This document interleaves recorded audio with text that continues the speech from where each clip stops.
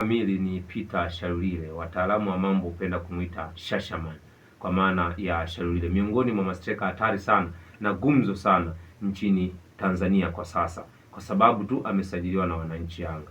Lakini tuanze kumwangalia Peter Shalulile kitakwimu na kiundani zaidi. Ni mchezaji wa aina gani? Shalulile mpaka sasa ana umri wa miaka 32, mzaliwa wa tarehe 23 ya mwezi Oktoba. Ukiangalia ni mchezaji ambaye amekuwa na jina kubwa sana nchini Tanzania. Why amekuwa na jina kubwa? Kwa sababu ya kile ambacho amekuwa akifanya kwenye kikosi cha Mamelodi Sundowns. Ndio timu ambayo imempa ujiko mkubwa wa kuwa maarufu sana barani Afrika kwa sababu ya kazi kubwa ambayo amekuwa akiifanya. Leo hii ukimzungumzia Peter Shalulile wa miaka mitatu iliyopita, mwaka 2022, amekuwa miongoni mwa wachezaji hatari. Aliwahi kuwa top scorer wa michuano ya CAF, kwa maana ya mchezaji ambaye alifunga mabao mengi kwenye michuano ya klabu bingwa barani Afrika. Lakini msimu miwili hii mitatu, msimu mmoja ambao mpaka Yanga wanamchukua, hajawa bora sana kwenye ile performance ambayo watu wengi wamekuwa wakitarajia. Declan Reynolds ndio amekuwa mchezaji ambaye amekuwa anapendwa sana na mwalimu kwenye kikosi hicho, lakini pia mshambuliaji mwingine Loris jezi nambari 9 kwenye kikosi cha Mamelodi Sundowns ndio ambao amekuwa akitumika. Msimu huu Peter Shalulile amecheza mechi takriban 13 pekee. Mechi 13 amefunga mabao matatu. Amapiano huyu mchezaji ambaye watu wengi wao wanafurahishwa na staili yake ya ushangiliaji, wengi wao wanapenda kuita staili ya Malume. Sasa kama Malume mwaka huu imechezwa mara tatu kwenye mechi 13 alizozicheza, basi kuna kitu ambacho Peter Shalulile msimu huu naamini atakuwa amepelea sana, tofauti na miaka mitatu iliyopita.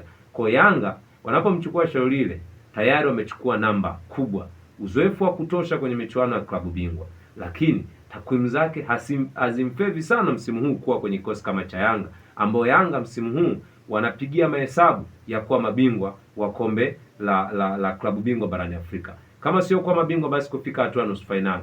Kutokufika nusu finali, basi tufike walau robo finali. Shalulile ana uzoefu wa kufika kwenye hizo hatua. Lakini je, Shalulile ni mchezaji ambaye atatupeleka kwenye hizo hatua, kwa maana ya kwamba ana uwezo ule wa kututoa sehemu moja kwenda sehemu nyingine kama alivyofanya akiwa na timu kama Mamelodi Sundowns? Hilo ndio swali la kujiuliza kwenye kikosi cha wananchi Yanga. Lakini mpaka sasa mimi no doubt ni mchezaji hatari kwenye nafasi zile za wazi, nafasi ambazo magolikipa anakuwa amecheza mpira kwenye maeneo ambayo sio sahihi. Ukitoa kwenye mguu wa Peter Shalulile, ni mchezaji hatari sana. Lakini kumbukwe Yanga walimwacha Prince Dube ambaye msimu uliopita amefunga goli 10 plus kwenye ligi, amefunga goli 10 plus msimu uliopita, yani kwa maana nyuma yake ni mshambuliaji ambaye alikuwa ni hatari.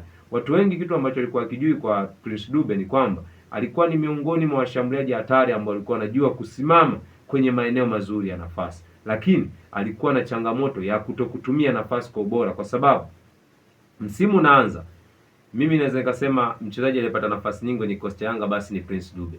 Huenda kwenye msimu mpaka unaisha alipata nafasi zaidi ya 30 na, lakini wale na goli 10 na kitu, manake watu walitamani kuona mchezaji anafunga goli kama hizo. Ni kitu ambacho kwenye mpira huwa kuna wakati hakiwezekani.